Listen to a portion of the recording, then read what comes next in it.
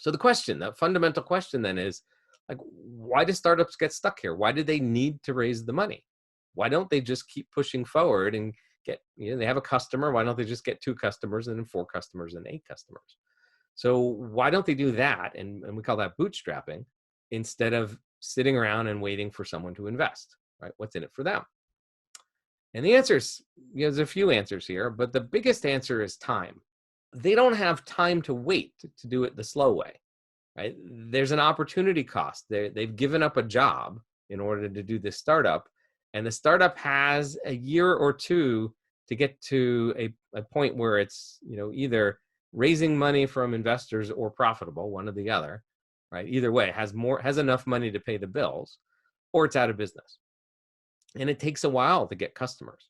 So you got one shot to get this going. And if you raise money from investors, you can use that money to get the product out quicker, because you can pay people to help you get the product out quicker. You can find customers faster because you can buy marketing to go find those customers and have them find you. And so when we say that time is money, it's true, but money is also time. It's reciprocal. So given a bunch of money, you can pull the future closer to you and have a better shot at success. So let me give you some examples of this. So we're going to run through some real world examples, all of them graduates of Fledge, because I know them really well. First and foremost here, this one was in my class. This entrepreneur came into class one day about 6-7 years ago and said, my partner and I, we have a way to make cotton recyclable. We can take your jeans, we can tear them up, basically dissolve them, spin them back into fiber, turn them back into jeans. We can do that with t-shirts. We can do that with anything cotton. And we thought that was amazing. And so she came through class, then she came through Fledge. This is a picture of an actual pair of recycled jeans made by Levi Strauss, made out of old t-shirts, right? They were supposed to be in market this year. They'll be in market next year. So here's a great idea, something that the world needs.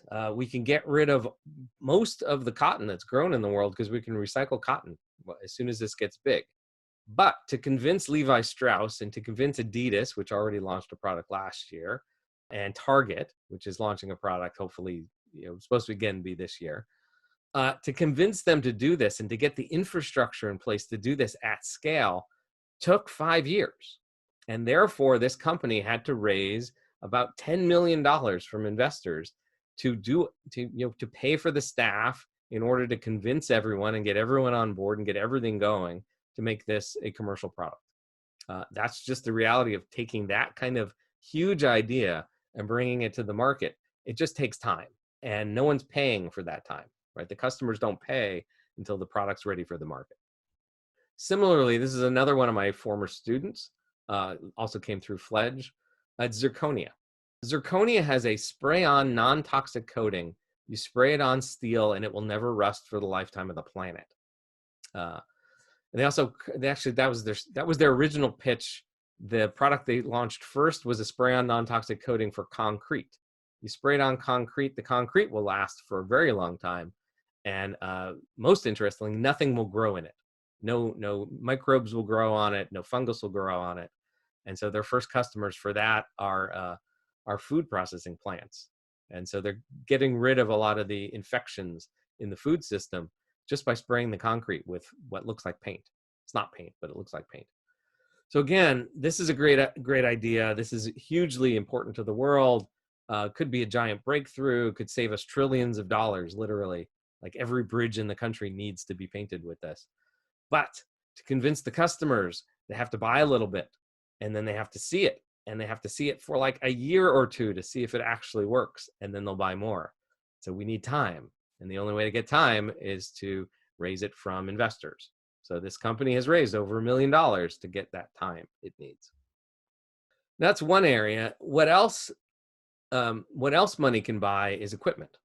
So sometimes there is absolutely no way to bootstrap a business because you have some demand out there and you need to supply it, but you don't have the equipment in order to go do that. So in the case of the last 2 companies, yeah, there was a little bit of equipment needed to, put the prototypes together, but not anything big. There was partners needed in order to get those products to market, not large, not a factory full of equipment. Whereas if we talk about Obri Tanzania, so this is a company that got started because it turned out back in 2017, there was no domestic production of sunflower oil in the country of Tanzania. There was a little bit of palm oil, but pretty much all the cooking oil was imported, despite the fact they grow sunflowers in Tanzania. So this entrepreneur decided to fix that. And in order to fix that, she needed equipment that takes sunflower seeds and turns it into oil.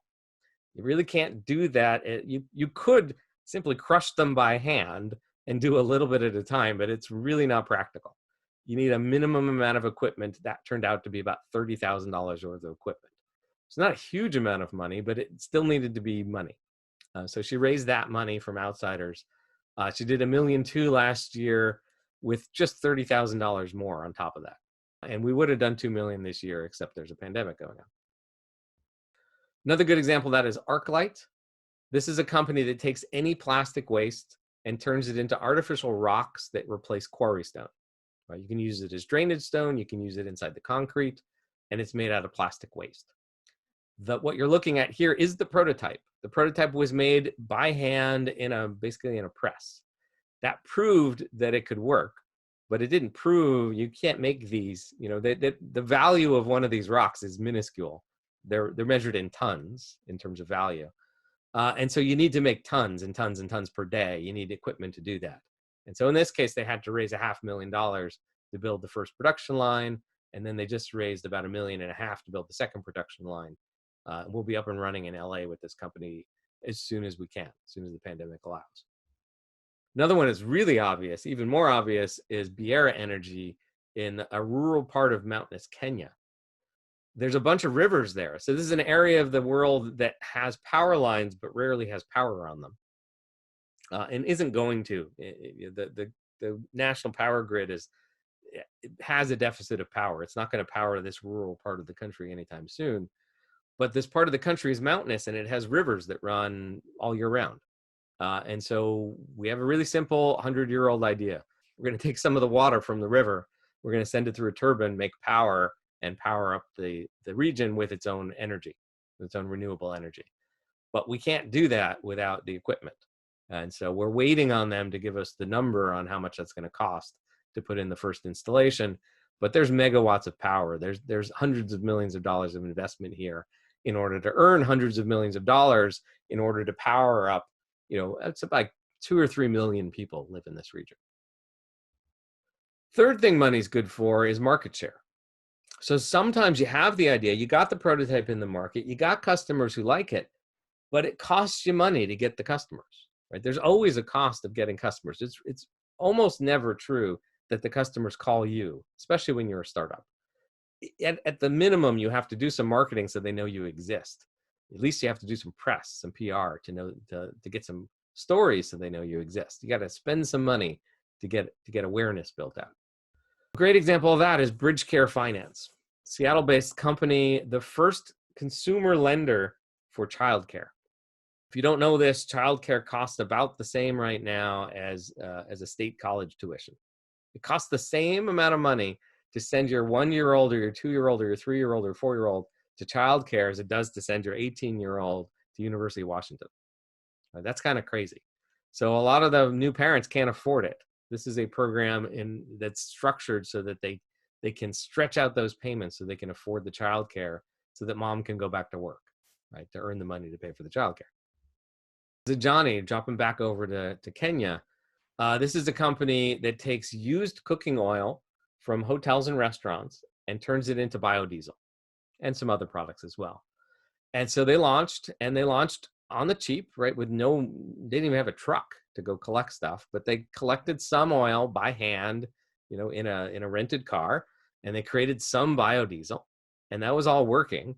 And then to get the rest of the restaurants on board and the rest of the hotels on board, they needed to market. They needed some equipment. They needed to drop off these tanks at the hotels. But before they could drop off the tanks, they had to get the hotels to want the tanks. And therefore, they had to do a whole bunch of marketing. They had to go and buy those customers. And we actually bought them with cooking oil. We bought them with a business model that turned out to be pretty simple. They wouldn't give us the oil for free, but they would give us the used oil in exchange for new oil. So we needed the money to go and buy the customers. One more example is Cow Tribe. This one's in northern Ghana. They provide subscription immunization services for the livestock of farmers in northern Ghana. Year one, they got to 29,000 customers in these 119 different communities up there. Yeah, in order to do that, in order to get that many customers, they had to spend a bunch of money on marketing, on in this case, on radio ads, to get everyone aware. Radio ads in 4 different languages, because it's a rather diverse area up there.